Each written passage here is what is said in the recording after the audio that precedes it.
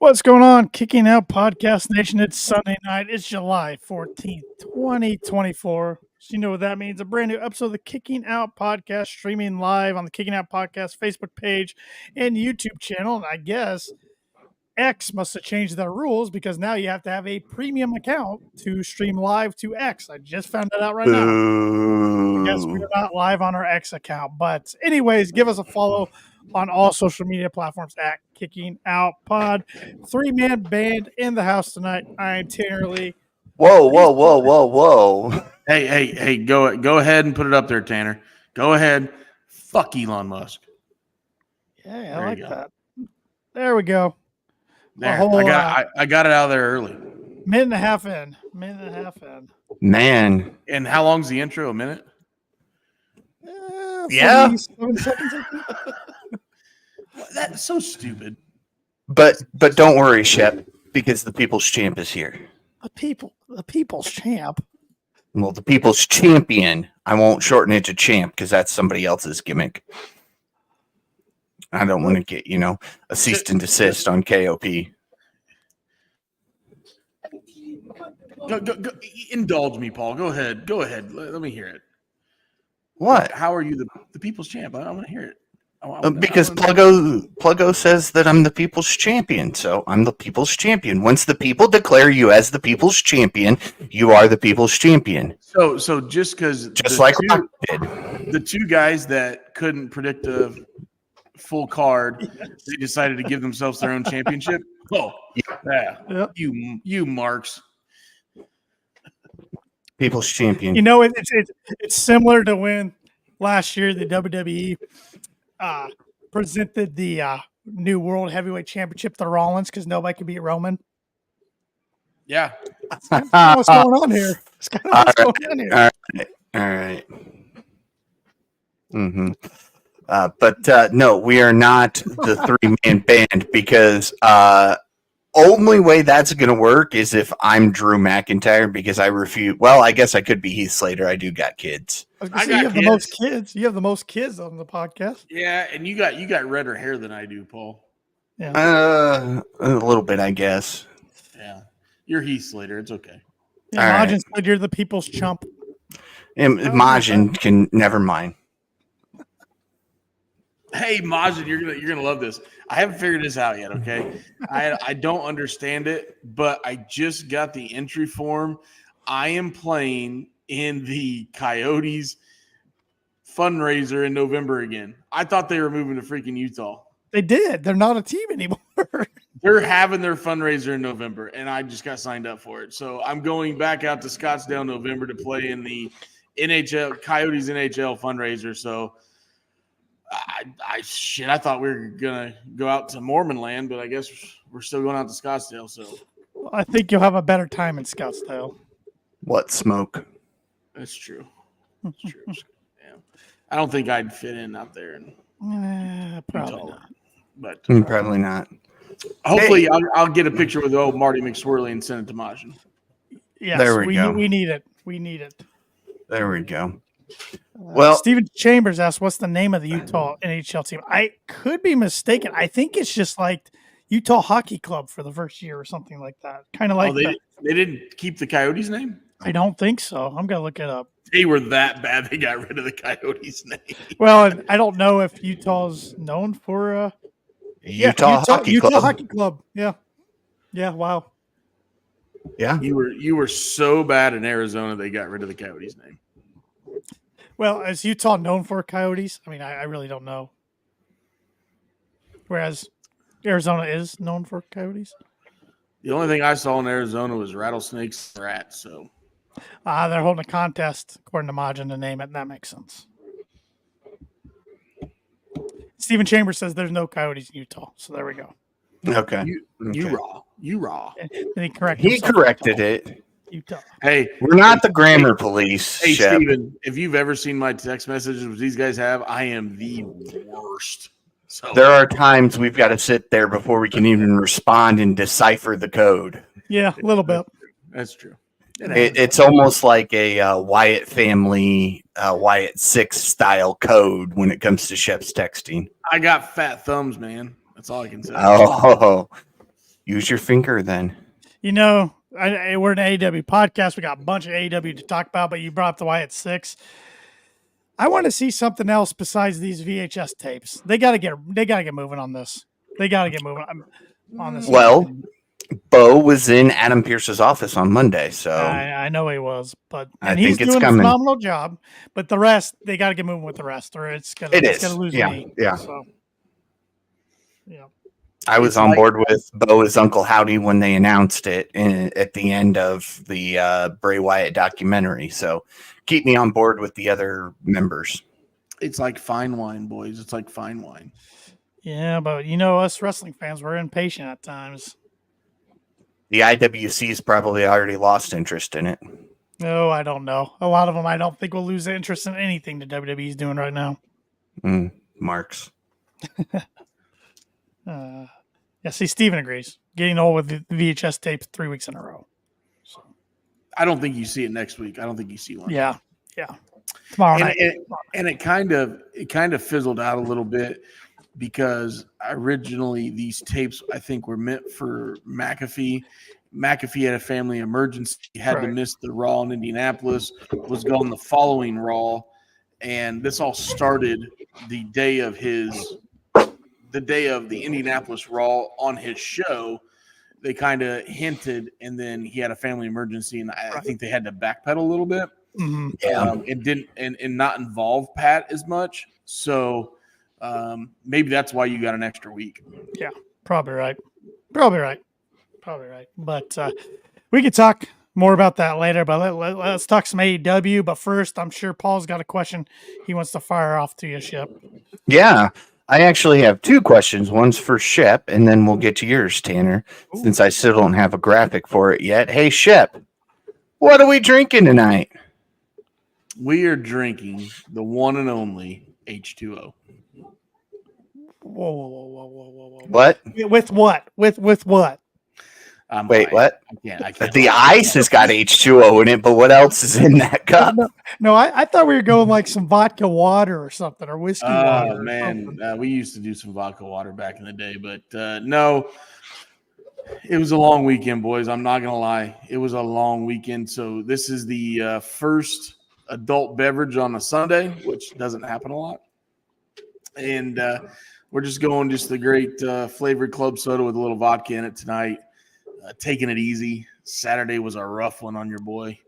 Friday was a rough one on your boy too. So last thing I remember on Saturday was sinking an eagle putt and Euro stepping like Fat Perez on the green at Mill Creek, and then the rest was a blur. So that's all I can tell you. All righty. And yes, your boy here can Euro step.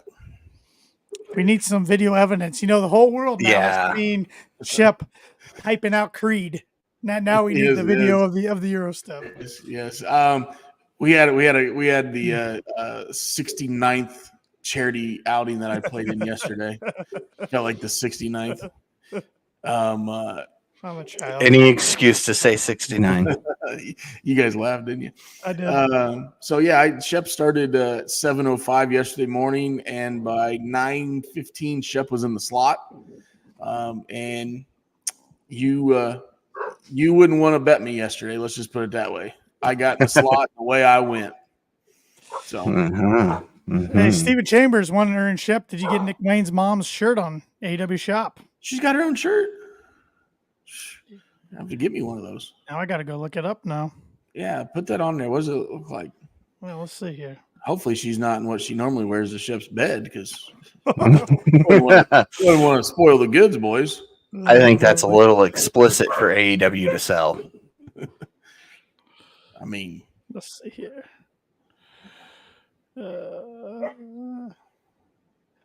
She's got two of them. We got. Holy shnikes. Okay, I got to share my screen here. These are yeah, we're waiting.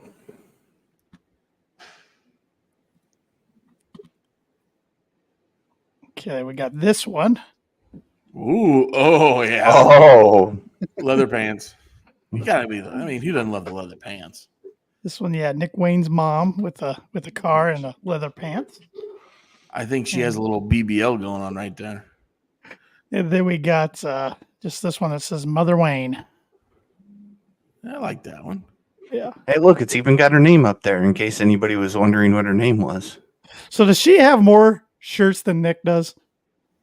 I think she does. I think that's his only one. That's his only shirt. I believe so. Wow. Yep. And he's got posters. Wow. He's got posters. Artwork. Mhm. No. But Mama Wayne's in one of those, so does it count? Yeah, wow, she's got more merch than Nick Wayne.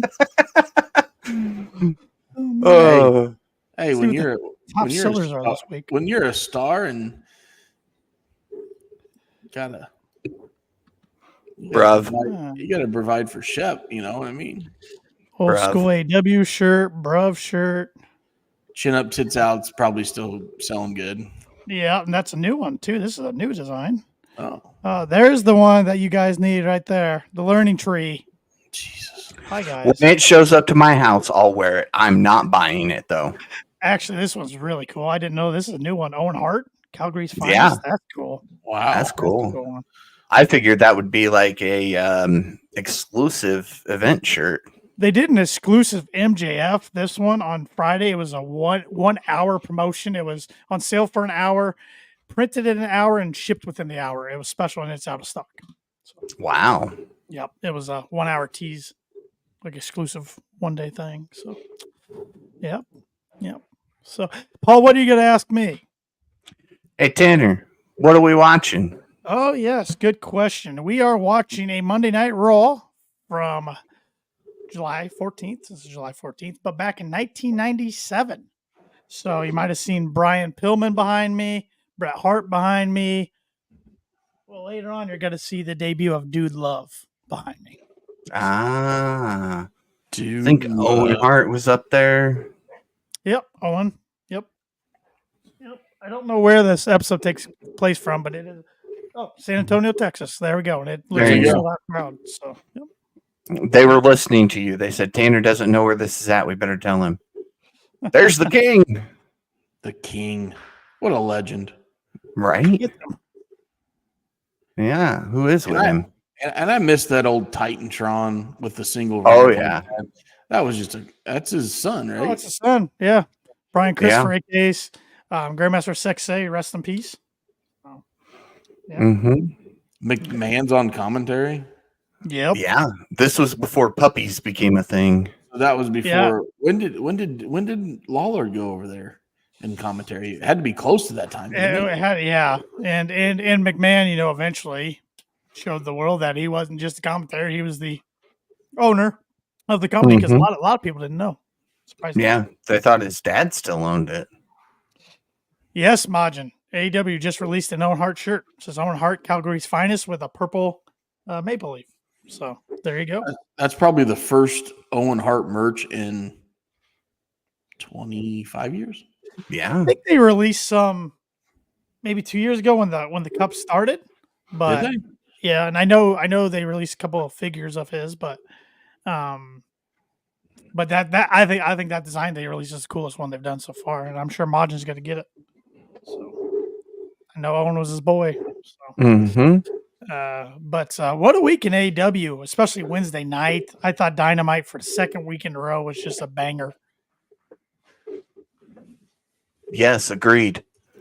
I mean, a lot. Sorry, I was looking to see. Yeah, they've got 3 Owen Hart shirts on AEW.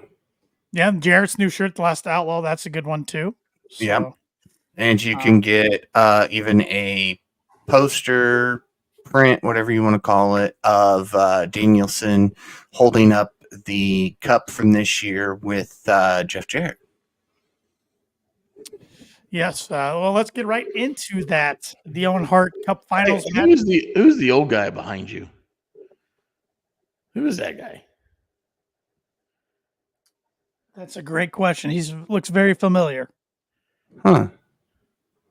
He does, but I don't know who that is. I don't either. Obviously, it's somebody from Lawler's past. Yeah. Yeah. Okay. We had Danielson versus Hangman, third time. We knew these guys were going to put on a classic, but like I told Majin on Twitter, and Majin asked me, X, Twitter, whatever you want to call it, this even exceeded my expectations. Winner. These guys killed it. Mm-hmm. This was not supposed to be a free match. When I say free match, we should not have got this match for free. No, not at all. We did, and it was 30 minutes of awesomeness. And what I loved, this was truly one of those matches going in. I had no idea who was going to win. I couldn't lean one way or the other because I'm like, it makes sense story wise either way they go for All In. Yeah. To me, it made more sense for Hangman to win than Bryan. I don't disagree with the call. I love the match, and I'm sure we'll have a great main event with Swerve. But there's more options for Daniel than there was for Hangman. Meaning there's more options for him to be in Wembley than there is for Hangman. Right. So obviously Danielson won. He won the Owen Hart Cup, so he's going on to Wembley at All In to main event against Swerve for the AEW World title. And we saw Swerve come out and address that afterwards. Some good little play on words there with "it will be your final countdown," which already gives me goosebumps thinking the final countdown is going to play in Wembley. That's going to be an moment. That's going to be blaring. But as far as Hangman goes, later in the night we would see him go to the elite dressing room and say, "I'll do it." So he's the fifth man in the Blood and Guts. Makes total sense after Swerve became the second member of Team AEW. Where do you think we go with Swerve, boys, to All In? I mean, do you think he somehow gets into this main event match as a triple threat? Or if not, who the heck? Well, actually, I know one other way they could go after I said that. But what do you guys think? Where could they go with this? Go for it, Paul.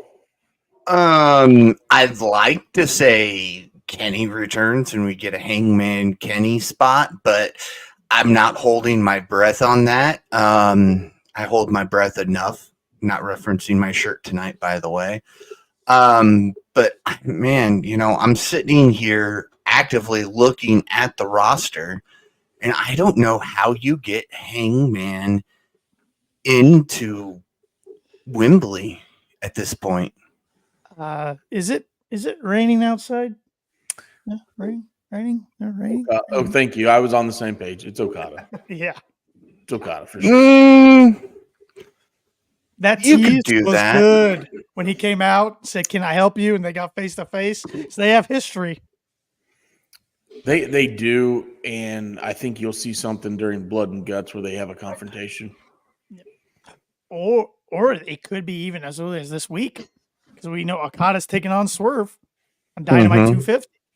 Hangman could get involved and accidentally cost Okada the match on accident, maybe. Either way, I'm in for Okada Hangman. Oh yeah, that'd be good. Yeah, because if Hangman's not in a triple threat and they don't go that direction, I don't know what you do with them, and that's sad because he is a huge heel right now for the company. Even though you can argue he's actually a babyface because he's defending his family's honor because Swerve broke into his house and he walked out of the babyface. Yep. Oh, yeah, he did. Yeah. How about Jeff Jarrett's involvement in that match? That was pretty cool. Yes. While Shep is frozen, I'll keep going here. Jarrett not getting back at Hangman when they first crossed paths, and then the refs knocked out. I went, oh, great. Here's where Danielson will win it, and there'll be nobody to count it, and somehow Hangman's going to pick up the victory. And then him to take the shirt off and be sitting there as the referee was, and he didn't count faster for Danielson. He kept it right down the middle. I enjoyed that. So there was no, well, I only lost because Jarrett made me lose. I enjoyed it. Yeah, Double J kind of being a baby face in 2024. That wasn't on my bingo card. Mm-hmm. Hey, speaking of a guy who has two J's in his name, JPJ's in the house. Our good buddy from What's up? He said Hangman should have won. No debate in my mind. Wrong decision. I can't even say anything. So he said the main event is Swerve and Hangman should be the all-in co-main. JPJ, how about if Hangman gets inserted for a triple threat? Or if I'm repeating this in case you didn't catch it. Or how about Hangman versus Okada? If we can't get Hangman in that main event, what are your thoughts on that? So. Yeah. Hey, real quick here. I think we should touch on something that our EVPs here at KOP decided this week, which screws me. Yes. So if you're following the Kicking Out podcast on social media, which if not, you should at Kicking Out Pod, it was announced this week that at All In, it's not going to be just the three guys from Kicking Out podcast. It's not going to be three guys and the two beard boys from Between Two Beards. It's going to be the three guys who had the perfect cards and quote unquote technically tied. You did. It's Quit trying to be technical and using the freaking champion's advantage. It's this myself, is fair. the longest reigning defending champion in KOP history, and Shep and JPJ. It's just us three, all in Wembley for this bad boy. And the people's champ will be over here rooting on anybody but Tanner. I wouldn't expect anything less. So, Jim J says, I'm not upset that Danielson is going for the belt, but to me, the straight up option was Hangman and Swerve in the rubber match for the title. I'm okay with Hangman and Okada will hump. He said, I do think after Wednesday, the main should be Toni and Mariah because hot damn, what an angle. I agree. Yes, that angle was amazing how they pulled that off. I can't think of many finishes to Dynamite better than that one. Yeah, I think it's the best. I mean, how they did it, because it looked like we knew we get no run every week anymore. Let's be honest. TNT doesn't care. Turner doesn't, or Turner doesn't care. It's TBS. Turner doesn't care. They're like, whatever, Tony, just have your overrun. And so we were getting up. I thought they were just going to celebrate with the trophy. And not only does she get that belt, she beats the living shit out of Toni Storm with the belt and the shoe. Toni didn't watch out for the shoe. And, I like myself some color in wrestling, but I got to admit, boys, I felt a little uncomfortable for a couple seconds during that segment.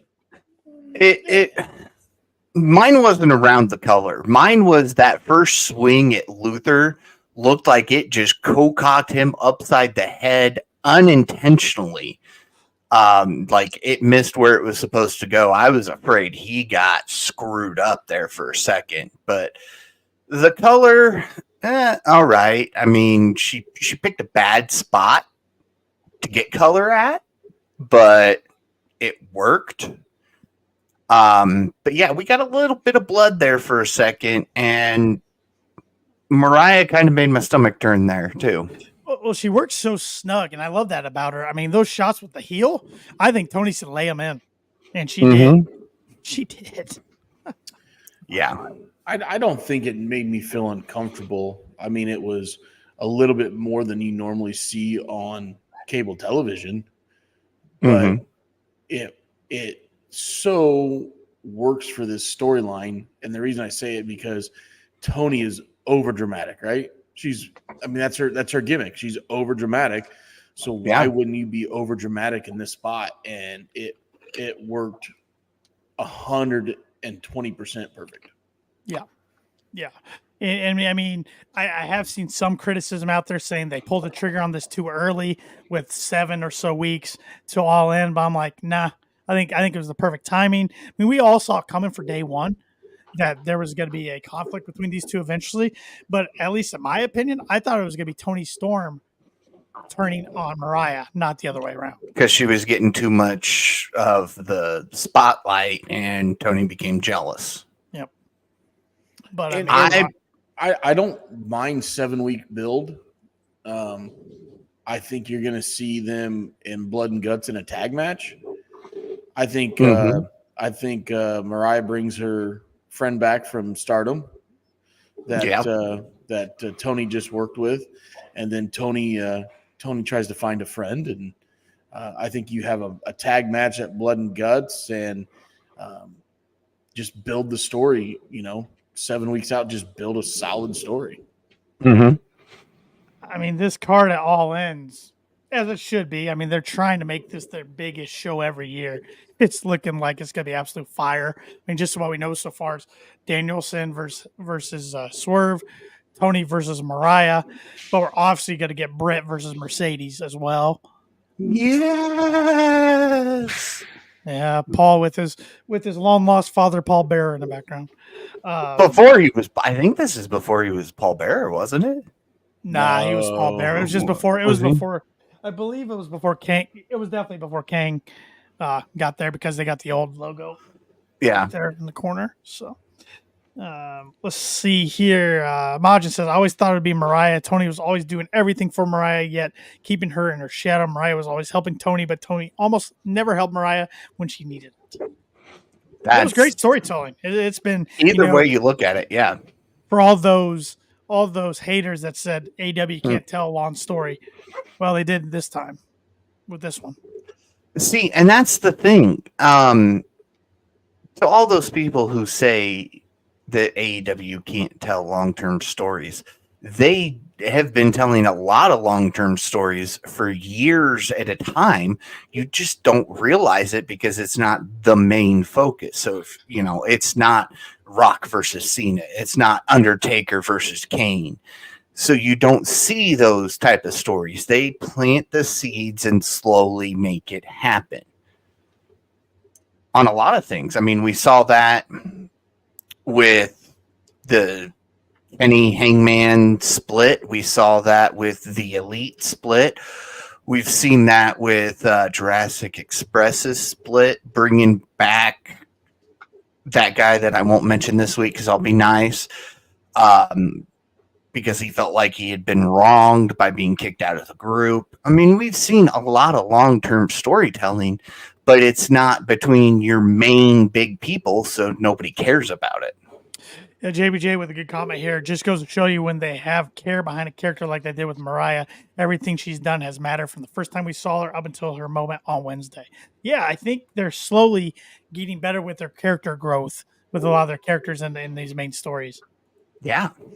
And I'd like to know who is the, I guess. Yes, I do, Majin. I guess the agent behind this, because I think that person deserves a little bit of pat on the back as well, Yes.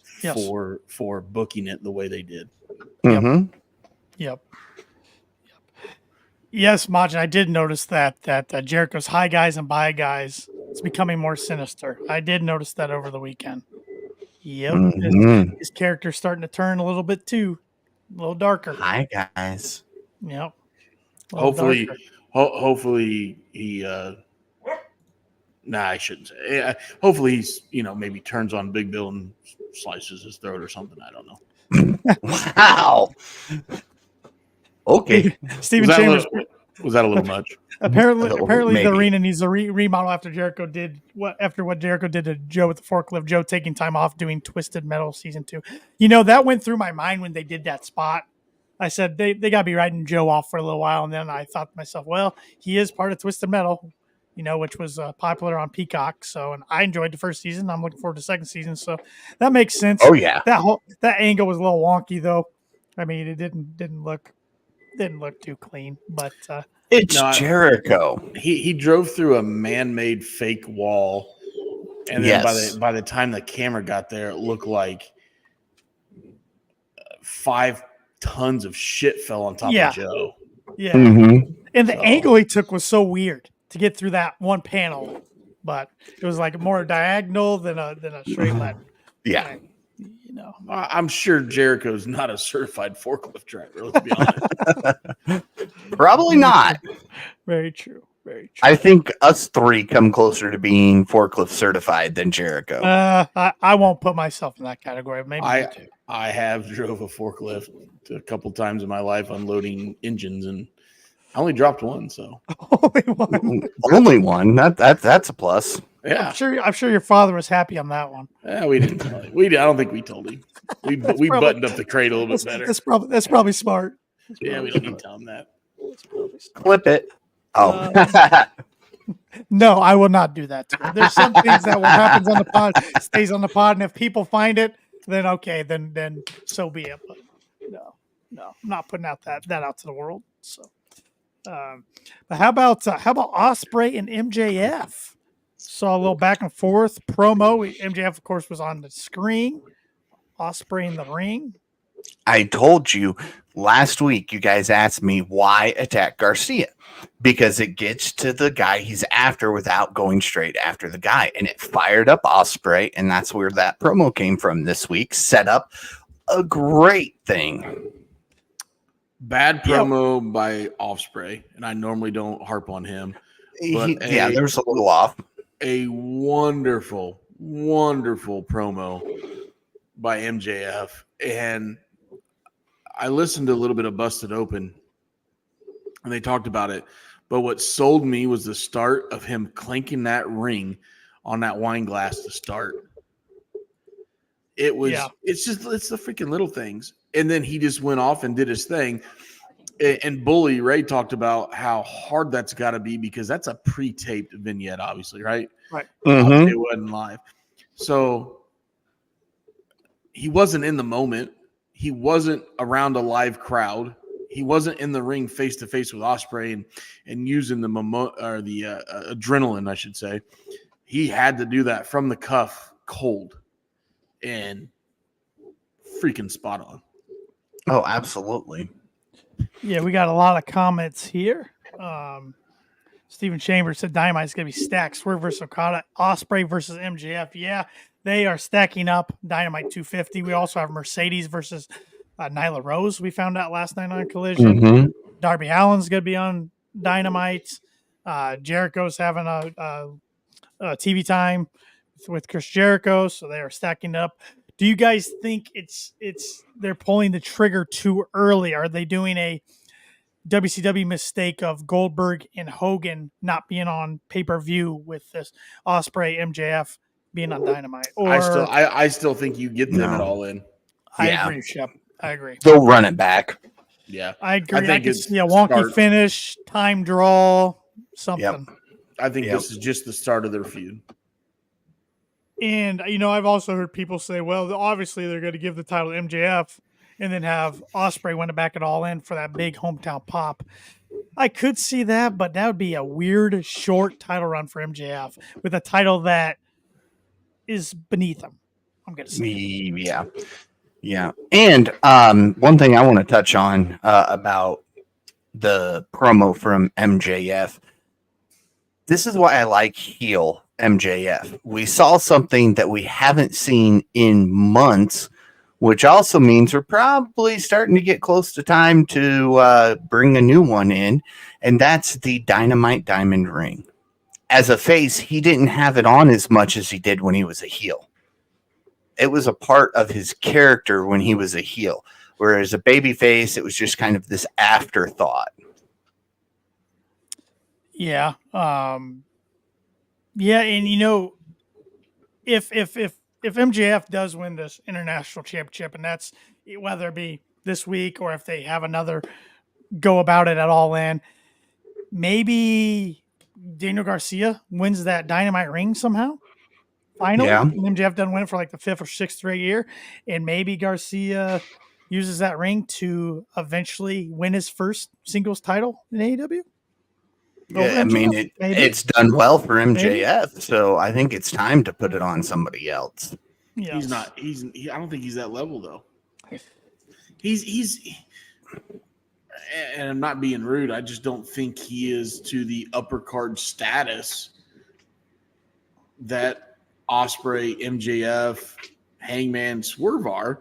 Not that he's a bad professional wrestler. I think he's a talented professional wrestler. He's just not there yet. Yeah. So to put something of that meaning on him, I think would be a little meaningless. Yeah, and Lord ADS on YouTube says MJF versus Ospreay, this seems to be scripted. I bet someone takes him out during the match. I could also see right before the match, cameras go backstage, Ospreay's laid out, pool of blood. All of a sudden, the devil's back. Remember the backstage, maybe the backstage attacks from the devil. Yeah. Maybe the devil comes back. I mean, Ospreay did reference the devil in his promo. The one thing I don't like about that is MJF. It kind of defeats MJF's comeback promo at Double or Nothing, though, where he said he was done with all that stuff. Well, it could be the devil, but not the devil. It could be MJF, or MJF hired somebody else, Callis family. like he used to do, to take him out. Callis family. Yeah. Yep. There's a lot of options there. Brendan J on YouTube said they are trying to get a good deal with Warner Brothers Discovery. Yeah, I still think we're getting. I think we're getting that announcement within the next month. I think. Mm-hmm. I think it's a done deal already. So yeah. Oh yeah. I mean, they teased it on Being the Elite for like 3 or 4 weeks before they announced it. Yeah. Brandon J also says Hangman is becoming the best heel, in his opinion. He's pretty good. He's pretty passionate. And you know, one thing that's starting to bug me about AEW, they have these great passionate promos and backstage segments with guys like Hangman and with Danielson. But instead of putting them on TV, they're putting them on these social media exclusives. Yes. I feel like they're missing a big opportunity to get casual wrestling fans to tune in and stick with, because some of their best work are on these social media exclusives. And I think that's where we're at in this world. The casual fan is going to come across it easier on social media than they are watching the program. And I think they would rather, let me rephrase that. They want to make sure they get enough views and clicks on social media, right? Just as much as they want us to watch on cable television. It's just as important for them to get the views. So they do things like that to assure them that they're going to get the clicks and the views. Yep. I guess I could go for a Hangman promo or Danielson promo over Max Caster and the acclaimed little song rap about the box. Well, that's just me. I agree. I think good promos translate well to social media as well. Or do like I've heard a lot of people talk about doing, show part of it and then say for the rest of it, check out our social media page. Yeah. Steven Chambers, what if MJF joins the Undisputed Kingdom and leaves Cole and Wardlow out to dry? You know what? I haven't seen Big Wardlow for a while. I wanna. If we're gonna get a heel run by MJF, I want him on his own. Yeah, I agree. Too many times as a heel has he joined a group or created a group, and it's time to see what he can do on his own. And he can handle it. Oh yeah. But that doesn't mean he can't pay off certain groups to handle his business for him. I'm not sure what Majin's referring to here. To come to a big company soon. Oh, the social media stuff where you show it and then, coming to AEW. Yeah. And Brandon J's agreeing. Have MJF on his own. So, as a heel. But, no, I thought his Dynamite was good. There's not a lot I was real upset with. I thought 2 weeks in a row they've been cooking. Looks like Wednesday nights teed up to be another great episode. Like I mentioned earlier a little bit, we saw Darby Allin make an appearance. He spray painted Brandon Cutler everywhere. Said he'll be on Dynamite next week. You got to think he's going to be the third member to Team AEW for Blood and Guts. Oh, you can't have a Blood and Guts match without Darby. No, and he's never been in one. So that's what's awesome about it. So that would leave 2 other spots. Where do you guys think they go with those 2 other spots? I'm afraid I know where they're going to go, and I don't like it. Where do you think they're going to go? Caster and Bowens. Yep. And I just don't like it. I just don't. I'll be the first one to say I'd rather see Butcher and Blade be on Team AEW than the Acclaimed. And I like the Acclaimed. I mean, the Acclaimed make more sense because they're beef with than the Butcher and the Blade from the sense of their rivalry with the Bucks. But I don't know. I look at that roster and I'm like, that's still kind of JV-ish versus varsity. And I like Mark Briscoe, but I mean, Darby and Swerve, okay. But the other 3 against what the Elite got on their team. So you got Mark Briscoe, I think you see Orange in that match as well. Okay. You think, even with his feud with Trent right now? Trent's on the shelf. Yeah, he's on the shelf. Fightful announced. That's why we haven't seen him in a match, even though we saw him in an angle last night. And Okay. and I don't think you see Kyle O'Reilly, even though he would fit in the conglomeration. And I like Kyle, but he's in that JV category again. I feel like. But I think you have OC, and then you need a guy, an AEW original. I don't know if he makes his return, but Sammy Guevara. Yeah, and he's been nuts in the blood and guts matches in the past. He's been nuts. Mm-hmm. Other than that, I mean, your other originals is MJF. He's busy. Jericho, he's busy. Yeah. You don't want to see that. We don't want to see that. No, we don't. Been there, done that a couple times. Yeah, been there, done that. A guy that we haven't seen in a while would be fun. Would be Ricky Starks. I have no idea what they're doing with them. I lost there. I don't want to see Penta or Phoenix in that. Even though they would be, I'm sure they would do some crazy shit. How about your boys? They returned on Collision. Okay, I don't disagree, but they're not AEW Ridge. I know, but they it feels like they bleed AEW though. They do. I think they bleed anywhere they go. I mean, they're just that passionate. You know what I mean? I would rather see them than the Acclaimed, but I think, like you said, we'll get the Acclaimed. Yeah, I just think it makes too much sense. I mean, I wish Eddie Kingston was healthy. He would be great. Yeah. He just had surgery, so. Yep, finally. Yeah. It took a while. But at the same time, Eddie would be great, but it's one of those, they use him in like all those types of matches. Right. He's been in almost every Stadium Stampede. He's been in Blood and Guts. I mean, let's get, we know he's a hard ass and hardcore guy. Let's get somebody else in there. Yeah.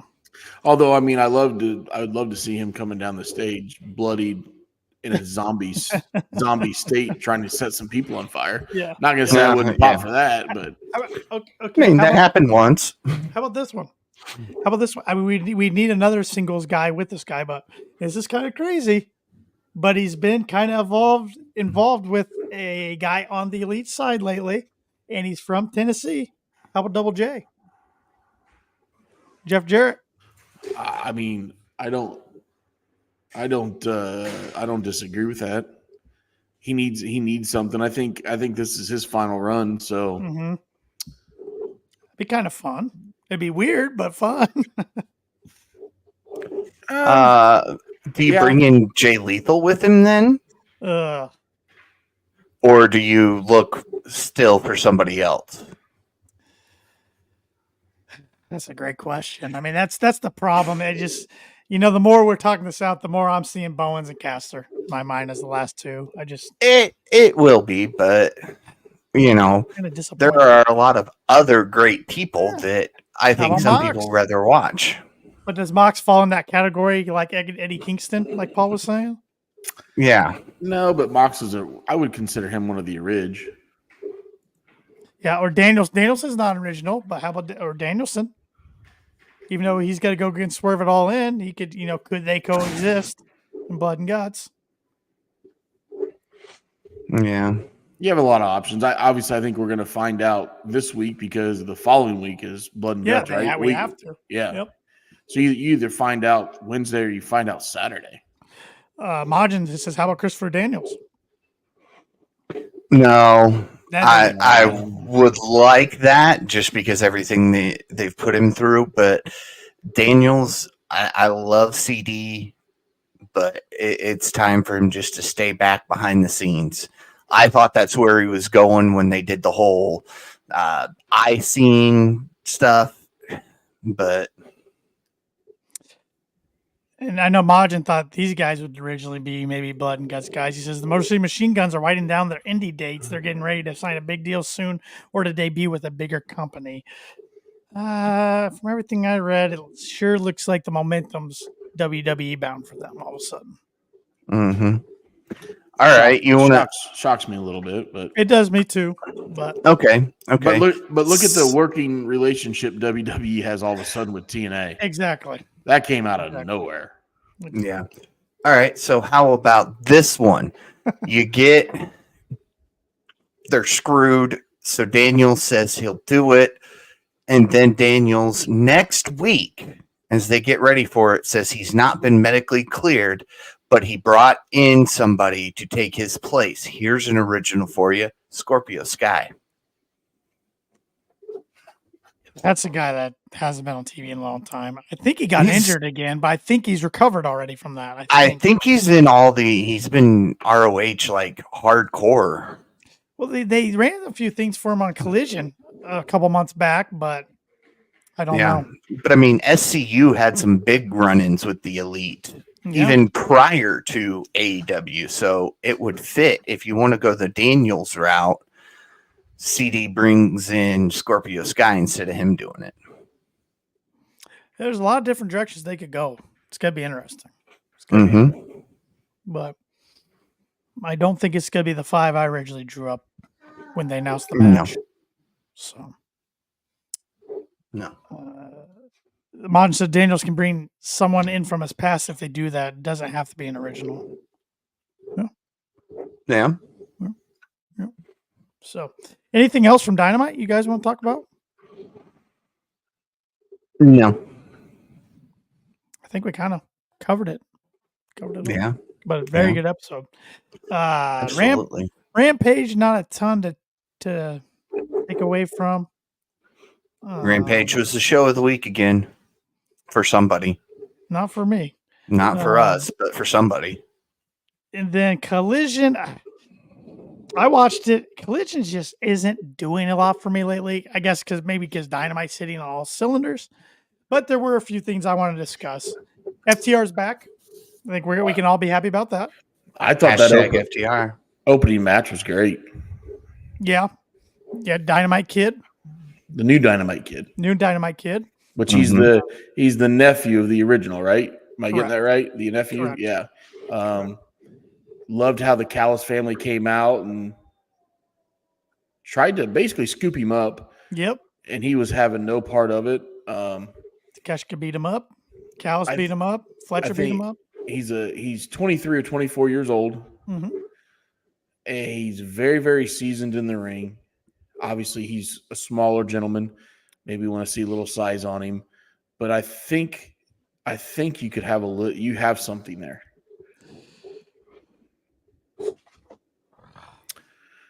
Why? That is why I'm people's champion right there. That gentleman, Pluggo. It's so dumb. That's one of the dumbest statements Pluggo's ever made in his life. And I've only talked to him twice. Wow, you should have seen his opening on Thursday night. He was over the moon. He pretty much called it his boyhood dream. Yep. He was ready to get it on with Mrs. Pluggo. He was so excited. His words, not mine, about Marco's return. Let's get it on. But why?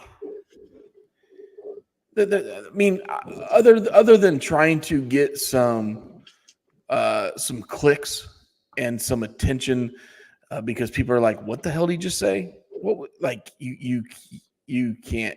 No, that's a pretty dumb statement. But yeah, hey, if it worked for Pluggo, I'm happy for you, my friend. Hey, whatever you gotta do. Wait a minute. You're saying Marco Stunt got Pluggo lucky? Yep. That's weird. His wife's in some weird shit then. Jesus. Hey, whatever works. Does she watch the micro wrestling league? He's the world champion. But he's the big show in the micro league. Hey, big show is Marco's favorite wrestler. So hey, see something there. This week's well, it's the little show. Jesus, that's a rabbit hole for another day. We could go down there. You can't you can't look him in the eyes. They'll come after you. Wow. That was not on my bucket list or my bingo card or anything to ever hear Shep go rawr. But just don't look him in the eyes, man. We'll come after you. Pluggo says he's the champ of the micro league if you catch his drift. Wow. Cheers. This is going down a. All I was trying to say is I enjoyed this week's collision more than last week's because Marco wasn't on it. That's all I was trying to say. Now you're feeling sorry for Mrs. Pluggo because she catches the midgets. Pluggo's gonna beat your ass next time he's on our stream. Pluggo, you missed the part where I introduced myself as the KOP People's Champion, and then Shep asked me why that, and I said, well, it's because Pluggo deemed me the People's Champion, and once the people deem you the champion, you're the champion. Yeah, Shep, when your internet was out, I announced that you, me, and JPJ at All In. No Paul, no Pluggo. Just the three that actually had the perfect card. Yeah. The worthy competitors. Oh boy. Maja says the Micro Wrestling League. Wow. Zach Gowen versus Marco Stunt for the championship. Who's Zach Gowen? I'll take the bait. Remember, he was the one with he had one leg. Yeah. And Brock Lesnar just beat the living tar out of him. And Stephanie made him jump through all these hoops to try to get a contract. And wasn't he also Hop? Wasn't he in the original All In the he might have been. What the Rumble? What do you call it? Yeah, the casino, the battle casino royale. Battle Royale. MJF wasn't there a one-legged gentleman? Actually. He might have been. No, he was a guest on Chris Van Vliet's podcast a long time ago. Oh, hey, he can get in the ring better than you and I. Just slide right out in there. Oh yeah, yes he can. Plugger says Paul and he will do their own show at the same time. Oh, ratings for war. the People's Champion. Ratings war. Is it called for second place? Stephen Chambers, here's a thought. If Kota Ibushi could be medically cleared for Blood and Guts in Nashville, doing it for Omega. We saw Kota in Blood and Guts last year. And I like Kota Ibushi, but I got to be honest. Since his injury a few years ago, ever since he's come back, he has not been the same wrestler. Not even close. Not even close. Yeah, so I don't know.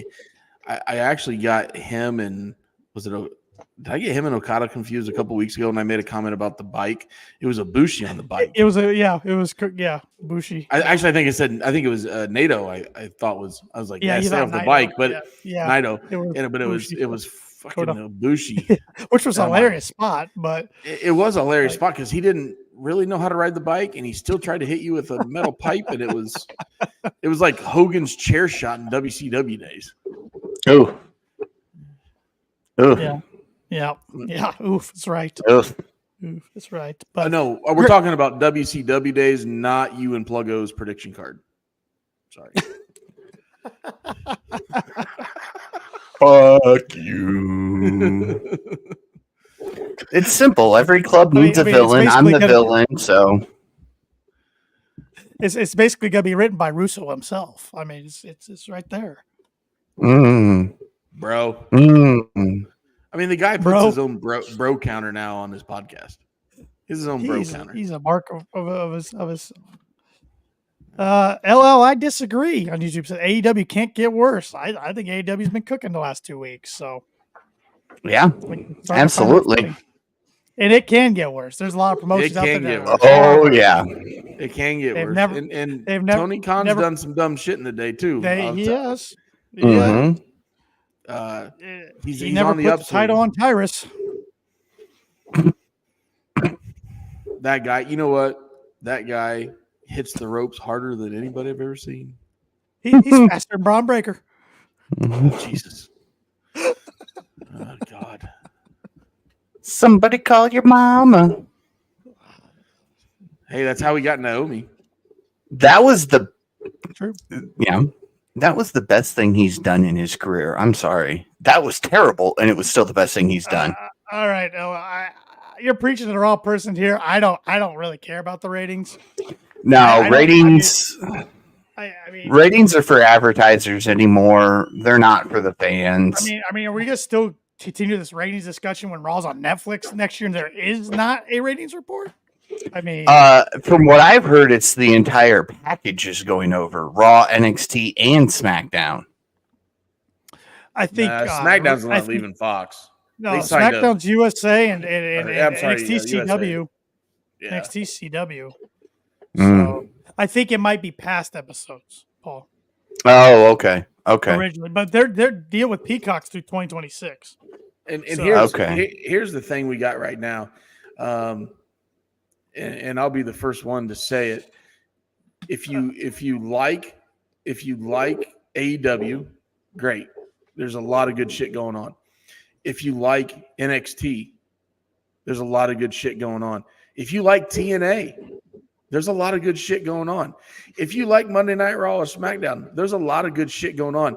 Enjoy it, people, because we don't always get it. Nope. So instead of, am I going to make fun of some of the shit Toni does on Sure. AEW? Yeah.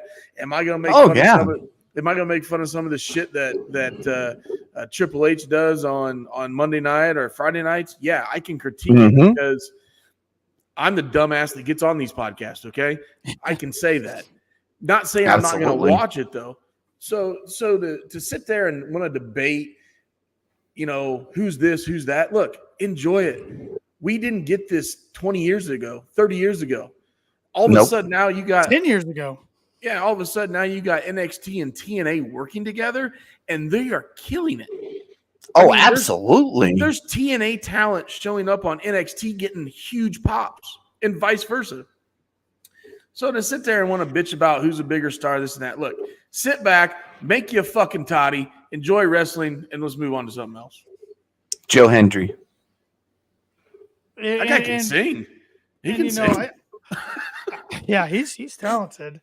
I'm going to keep – they say you say his name and people – or he shows up. So I'm going to keep saying his name every week until he shows up on here. I think, AEW's roster is finally getting healthy. Nobody's talking.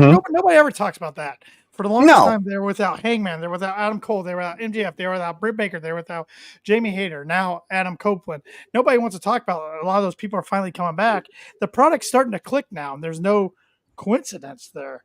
Well, when you're fighting for Wednesday night and Saturday night TV time, I mean, that's because they're that loaded. Okay, so I wouldn't say they have empty arenas, but they don't have sold out arenas either. I'll give you that, but they do, I think, need to drop their prices a little bit. But their live attendance is getting better. It's not what it once was, but it is getting better. And you know what? We even heard Punk say this, I think, last week. He made a comment about how there's fans on the hard camera side. Punk took a little bit of a shot. I get it. Sure. Funny. Sure. But and we've all been there.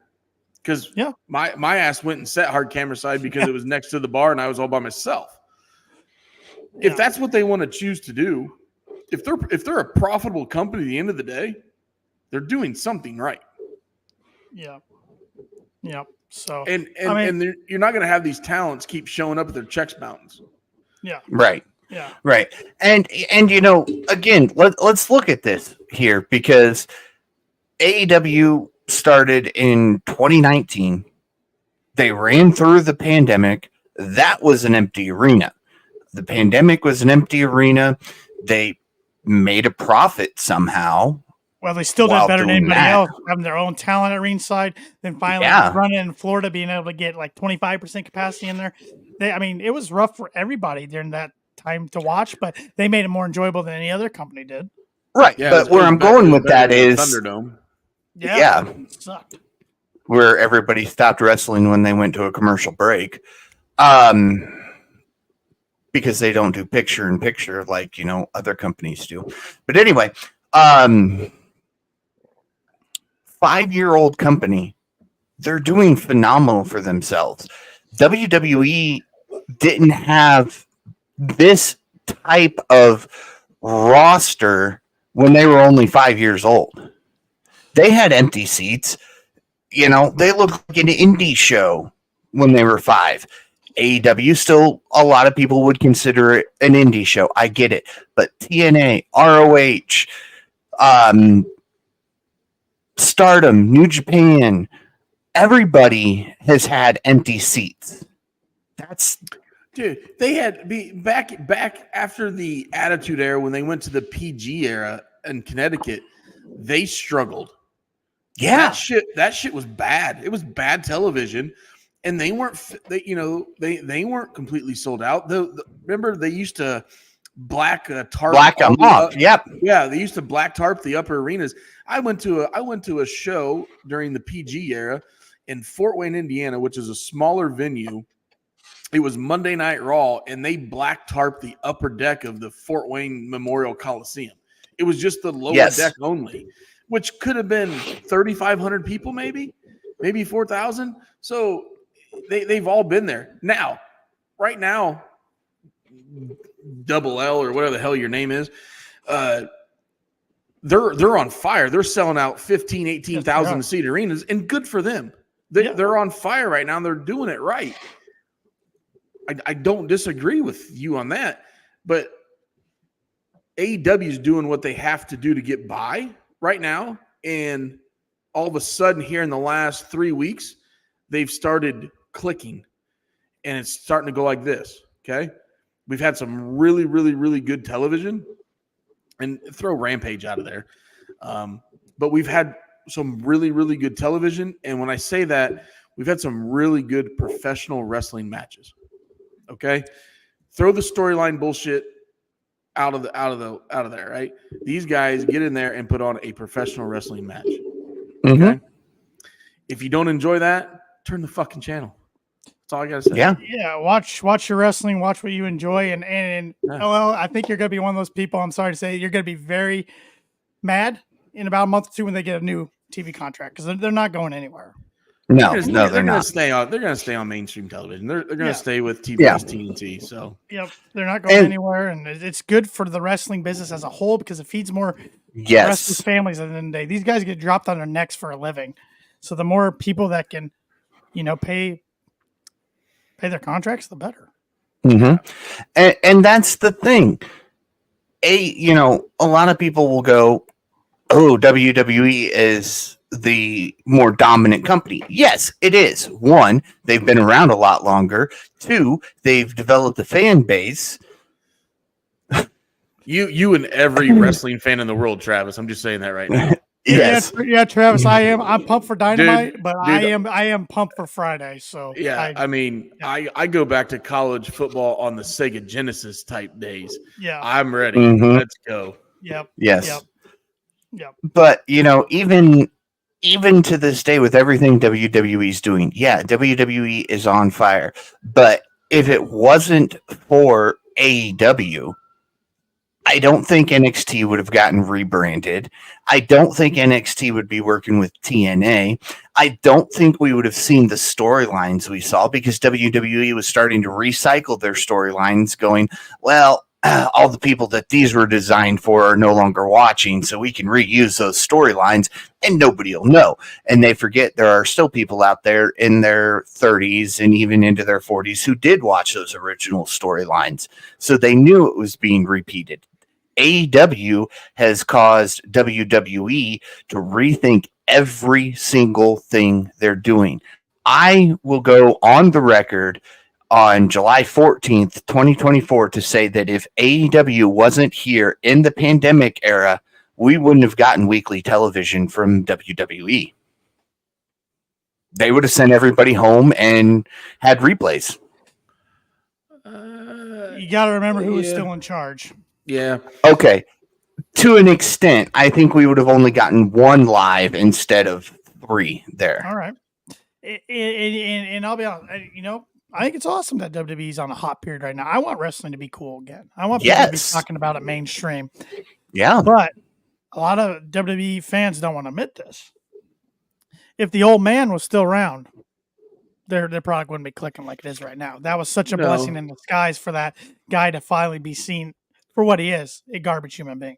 And I think Tony Khan has made guys like Triple H and Shawn Michaels step their game up and pay attention to what's going on and really put on an awesome product. Because I think if there was no Tony Khan, you had TNA, but they're not worried about TNA. I think they would have just gotten comfortable in the seats. Right. So, no, a lot of people making some good comments about WWE being around for ages now, and they are the flag bearer. They are. They're the machine, man. They're the machine. Yeah. They're a multi-billion-dollar company. They're well oiled. They've got TKO behind them now. I mean, they're publicly traded. I mean, there's endless pockets. And when I say endless pockets, we know we got Shad Khan over here, okay? But eventually that oil money dries up. He's got to go buy a quarterback every once in a while. I don't know. He just paid one for many, many years, so I think he's good there. He did. They're getting a new stadium. The AFC South is fucking loaded with quarterbacks over there. It is. Oh, my Lord. Is it ever? Yeah, that's a whole nother story. Yep. LO said, name the best storyline with long-term build-up that we all can't wait to see. Top 3 go. Are we talking across all promotions or? Well, I mean, the hottest one right now, and obviously we're going to get more than 7 weeks of a build-up is Mariah and Toni. I mean, how long? Yeah. I mean, are we talking a month and a half, 2 years? I mean, normally 10 years, 5 years. Normally in WWE, you get Royal Rumble to Mania, which is about 10 weeks. Okay. So I mean, 7 weeks. We're close. All right. He wants an AEW. Imagine right here said Hangman Swerve, Tony Storm, Mariah May, MJF versus the World. Done. There you go. And to add to that, House of Black versus Christian Cage. That's starting to build. We've got this Jericho Hook thing that's now 3-4 months in that these two have been feuding. I mean, we can go FTR versus the Bucks, which has been like 4 years nonstop, on and off. Danielson's last year as a full-time competitor. It's been a story within itself. And look what they've done with the cross promotions with New Japan and CMLL. I mean, there's stuff that has gone on there that not every AEW fan sees because they don't watch New Japan, they don't watch Wrestle Kingdom, they don't watch any of the CMLL stuff. So there's more than just what you see on AEW television because Tony Khan is sharing talent all over the world. You got to love that. Well, we don't normally get to see that. So, I mean, AJ Styles just went and wrestled in Noah. Yep. Mm-hmm. That would have never happened if the pervert was still there. Oh, it would. Io Sky returned to Japan this weekend or last week. Yeah. So there's wouldn't have happened. There's shit going on everywhere. Mm-hmm. And I'm going to say this. And I might sound like a broken record, but make you a fucking toddy, sit back and enjoy it because in another year, this might not, it all could change. Yeah, we're spoiled. We're spoiled. We are. Yeah. A lot of pay-per-view quality matches on television every week. On all promotions, not even just AEW. Right, you're right. And Tanner, you guys have been doing this a lot longer than me, right? You started a year and a half or so before y'all brought me in. But I remember the first 15, 20 times I joined you guys, we did not talk anything really outside AEW. We might have talked about a GCW indie show because we knew Nick Wayne was coming. Right. Or the Briscoe brothers showed up on GCW after Ring of Honor shut down.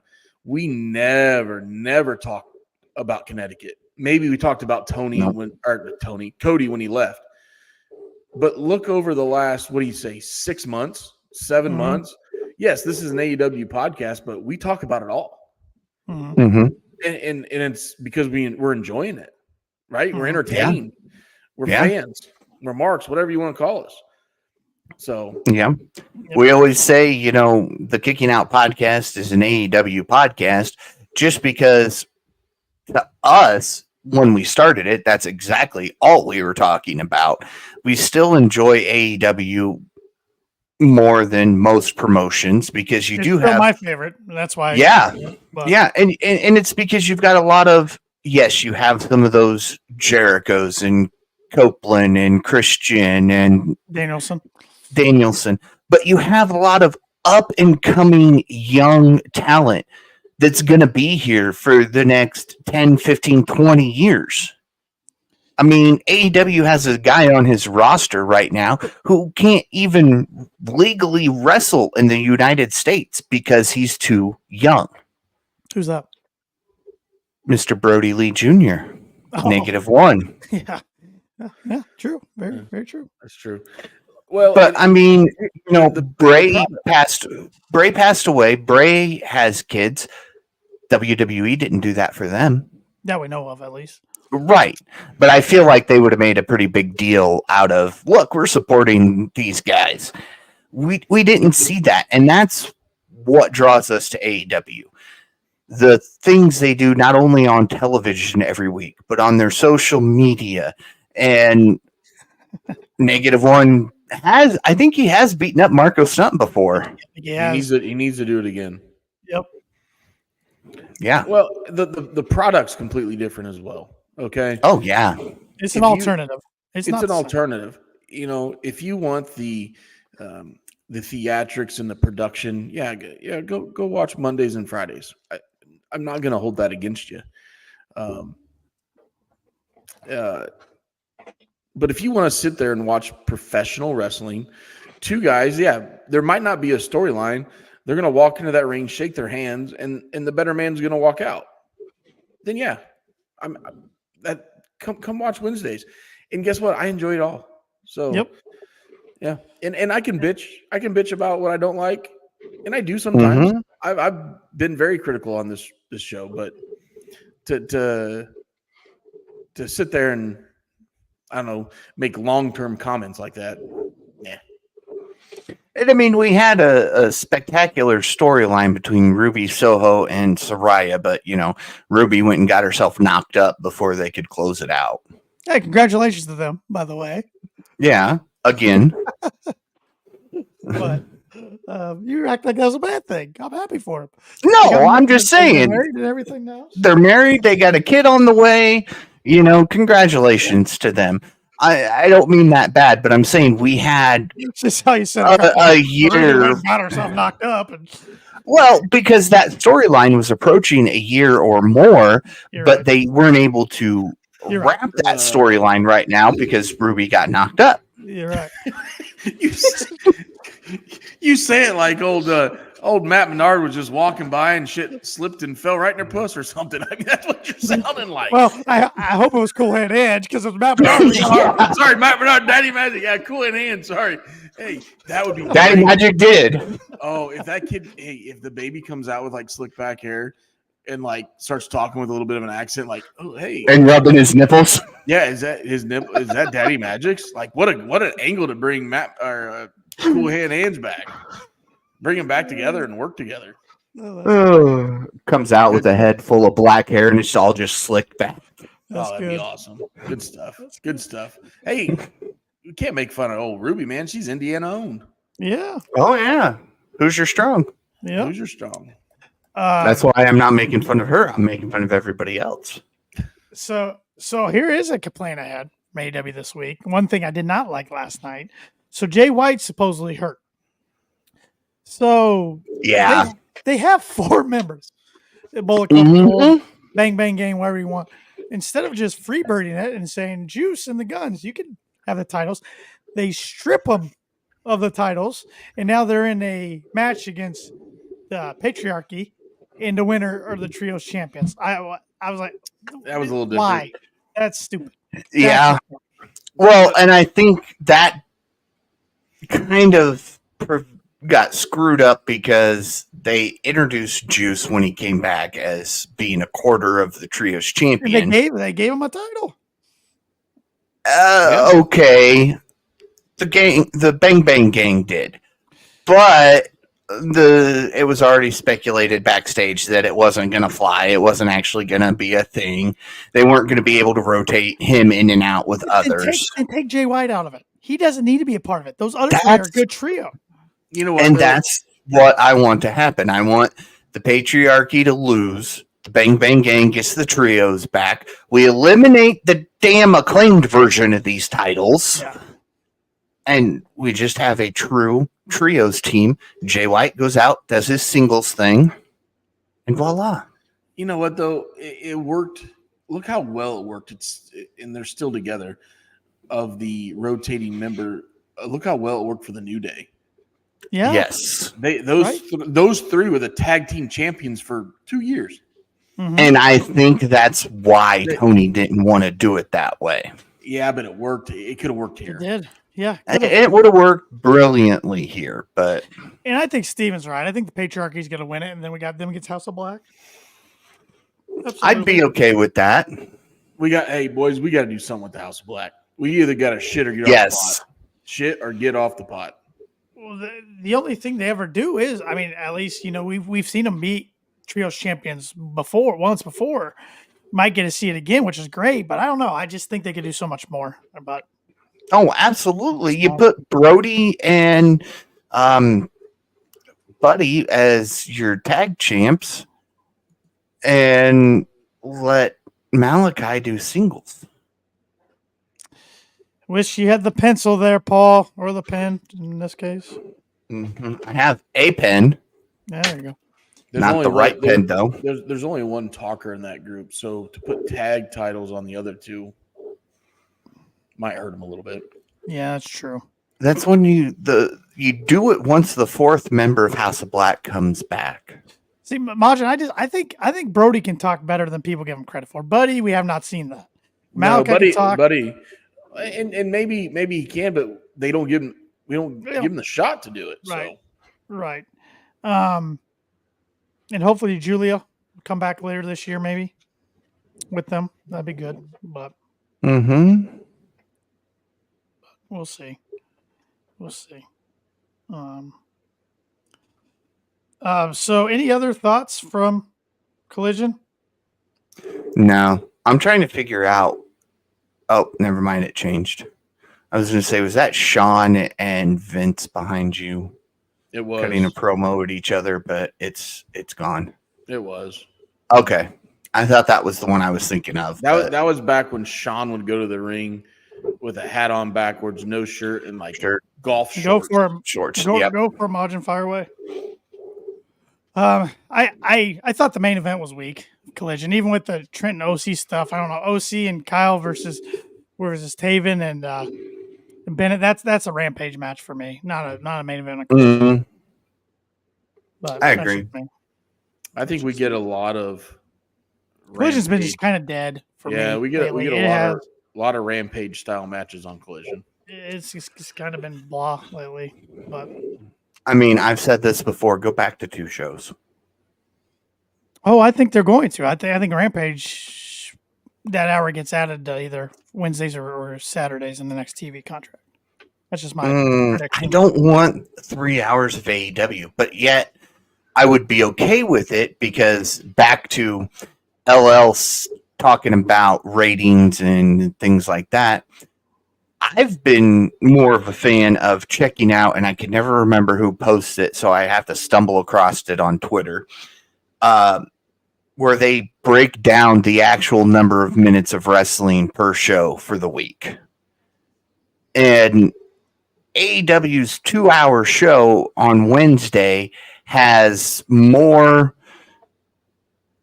wrestling time than a 3-hour promotion does on Monday nights. Right.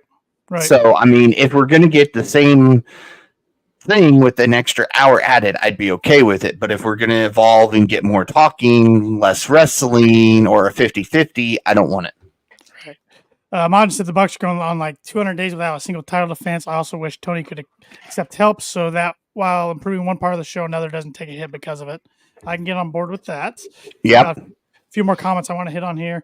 Travis Wilson, y'all think Dark Order will ever amount to anything important? I do not. I think no, not anymore. I think that ship sailed when Brody passed away.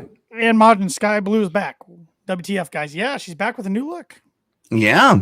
Mm-hmm. No comment. Yeah, good point. Majin says the women's division has improved tenfold, but the tag division has taken a huge hit because of it. Can't disagree with that either. Yes.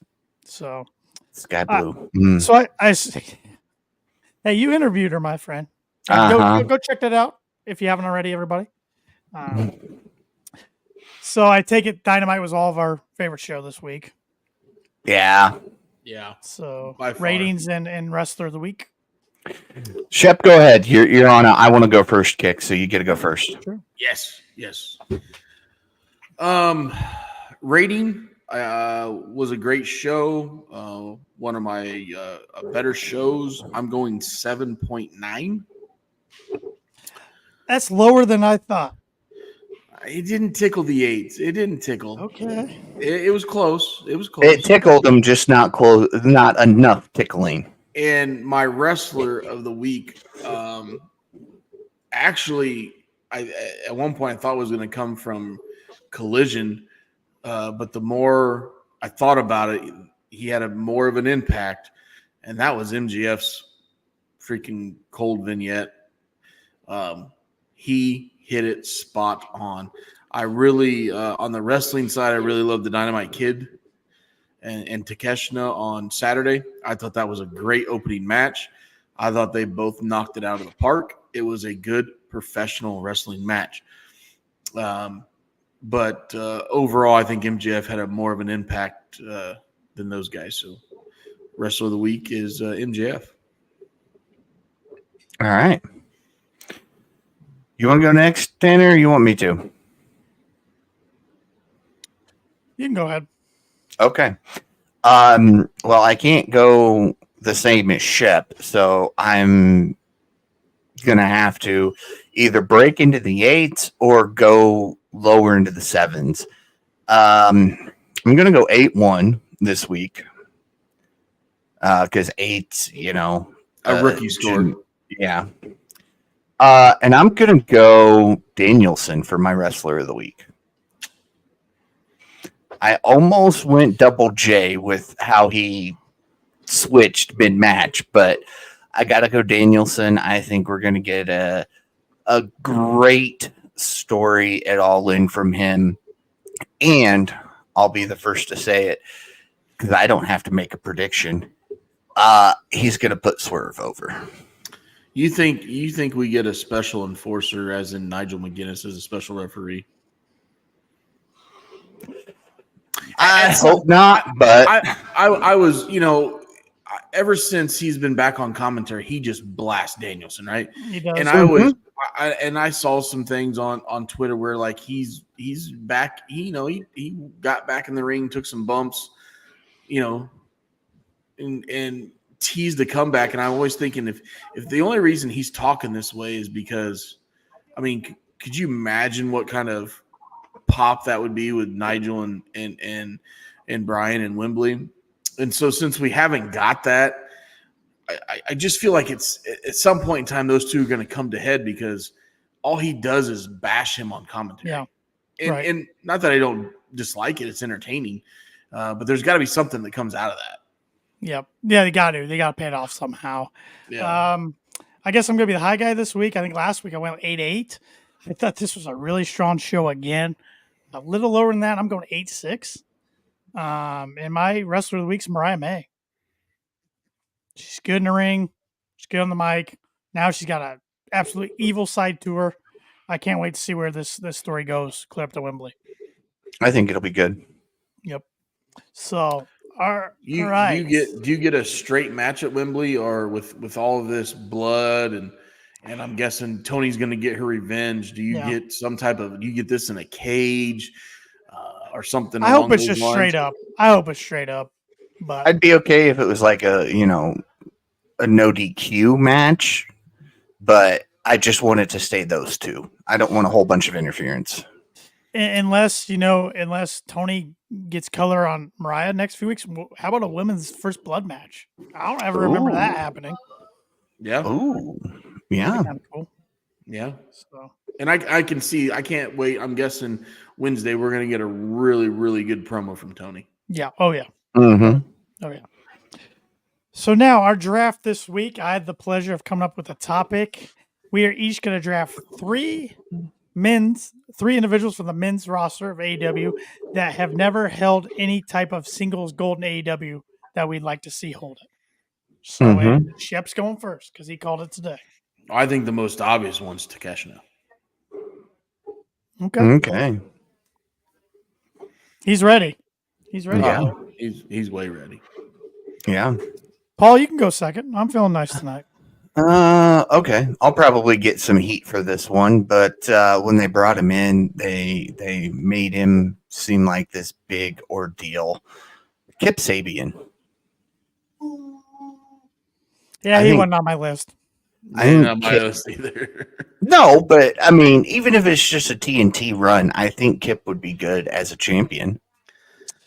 Remember when they put him in that video game hardcore match with Yes. Miro? Yeah. What was that match called?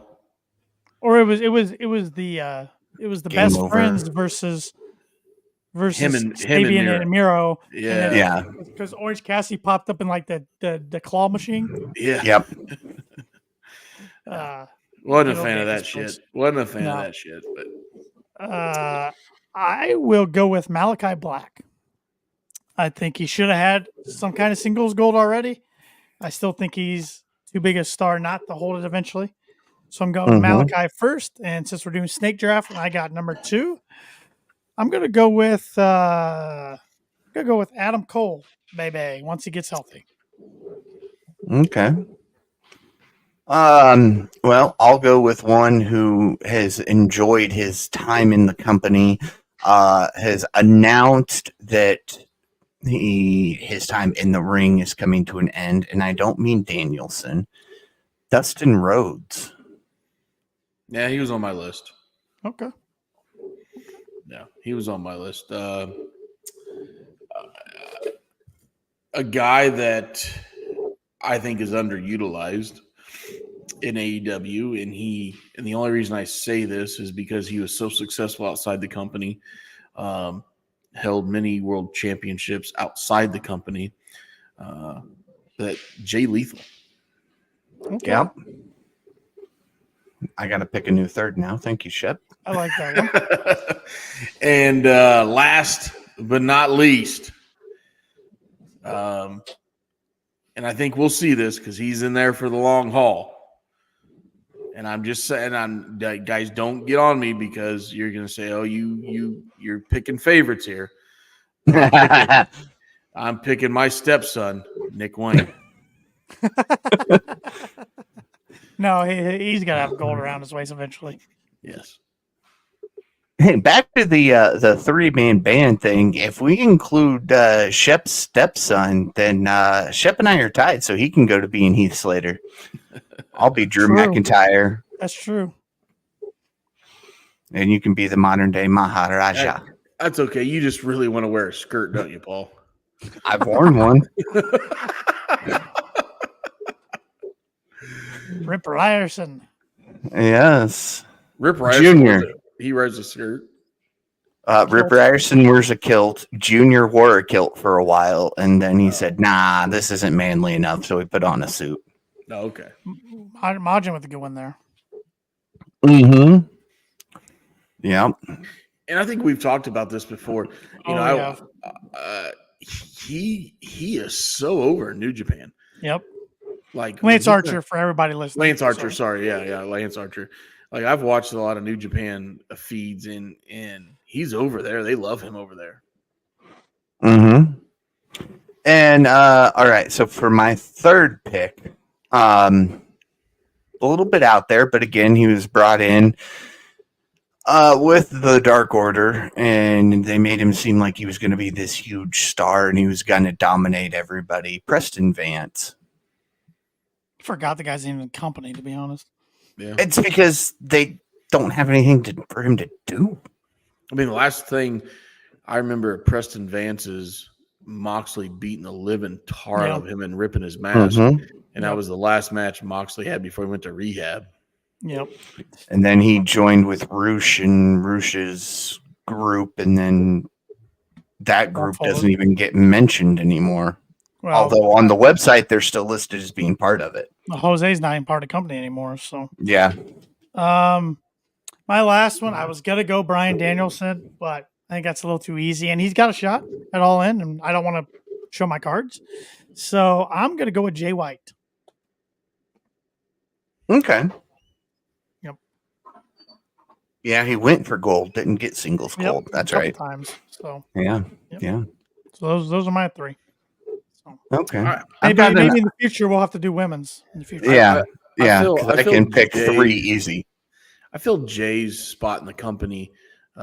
Watching him in New Japan when he was the IWGP champion, and he had some really, really good heated promos. Of course, they're uncensored there; they can say whatever the hell they want. I feel that he's, I don't want to say held back on his promos in AEW, but I feel like he's not the same. He doesn't have the same pizzazz. He doesn't have the same fire behind it like he did when he was in Japan. So, kind of want to see a little. He needs to step it up a little bit. Yep.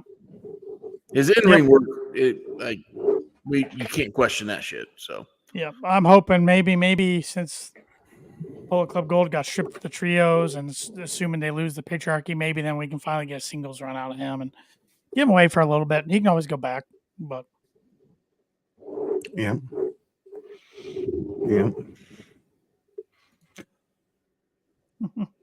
Majin bringing up out A-Train, Tensai, Albert, whatever you want to call him, got over huge in Japan and nothing.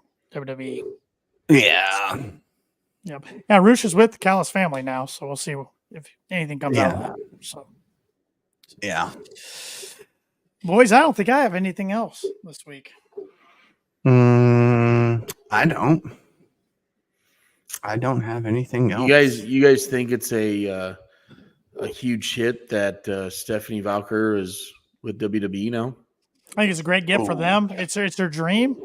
I mean, they should send Toni a thank you card for her match at Forbidden Door, because that really got her on their radar more so than she already was. But I was surprised she went there instead of AEW. But hopefully they use her well, because she's a heck of a talent. She is. She made her debut this weekend in Yep. their big super show in Mexico. So she'll be an NXT talent. So hopefully. Yes. And you guys see the pictures from that show? That place was packed to the brim. Packed. Yep. Holy! I think it was the largest wrestling show in Mexico history. Yep. So Majin's wondering if Logan Paul's there. I don't know. No, Is that Logan, Paul. He was referring to who I was waving to a minute ago. Yes, I was waving at Logan. Damn it, Majin. Use grammar. You're talking about the United States champion. I thought you were talking about is he in Mexico. I'm like, I don't know. I don't think so. I don't know. We are getting the debut of Dude Love behind you there, Tanner. Have mercy. And going, what in the hell? What am I tag teaming with? Yeah. So since Majin brought him up, I think Logan Paul's time as U.S. champion is getting ready to come to an end, because they've got a run in Japan coming up, and Logan kind of screwed himself from being allowed in over there. But he's not dropping that at least till SummerSlam, since it's in Cleveland, though. Oh, I know. That's what I mean. Yeah. And it's LA Knight's time. The fact that dude hadn't won singles yet's kind of ridiculous. Yeah, I mean, if we talk over there, that's one of the first persons I think of in that Majin, company. shoot while you can. Wait, Ask Logan your Paul questions. can't go to Japan? Am I missing something there? You remember he had a very distasteful video on YouTube years ago before he got in wrestling. I mean, very distasteful, where he had to come out and apologize. Yeah, very bad. It involved a very particular forest over there. Yeah. Google it. Okay. Yeah. Okay. Or I'll tell you off the air. Yeah, I don't want to talk about it on the air. Okay. No. I don't know what the hell you guys are talking about. It's pretty. It's pretty dark stuff. So. Yeah. Yeah. Hey, did you guys see that AEW has come to terms and released CJ Perry? It was almost like she wasn't even involved in the company. Yeah, I know. She never came back after that finger awful finger wound thing happened. Yeah. Supposedly they're done with Flair and Woo Energy too. That's what Yeah. Wrestling Observer newsletter saying. So They must have tasted the shit. Jesus. I mean, so literally, they should have just brought him in for the Sting stuff, and then they should not have done the multi-year contract. Yada yada. Yeah. So, with that being said, are we going to get Miro back on TV now that those two have divorced? I don't know what's up with him. He's always hurt. I don't know. That's been a waste. Yeah. Yeah. I could take him or leave him at this point. So I'm trying to drag it out to give Majin time to ask his question here. Oh, yeah, hurry up before I start wrapping it. Here are some people you feel New Japan will elevate up the card since they need all the help they can get on top. The Gabe Kidd. No, he's the number one. Gosh, I don't follow New Japan too close anymore. You know, it's a struggle for me. I think eventually it'll get there, but I think Zack Sabre Jr. I think eventually he's going to have a world title run. He's had a lot of 100%. The mid card titles. He's very entertaining. He's just a great asshole heel. Another guy I like a lot. I don't know if he'll ever get to the top because of his mic work, but his in-ring work is awesome. Is Jeff Cobb. I love Jeff Cobb. Yep. Yeah. And all those guys you mentioned, we've seen AEW. Yeah. I like Jeff Cobb back in the old ROH days. He said Naito's seemingly washed, even though he's a champion. Tanahashi's running the company, Mox is in AEW more so, et cetera, et cetera. Yeah, it's AEW's taking all their big boys for the most part the last couple of years. So they're kind of hurting. Yeah. Yeah. All right.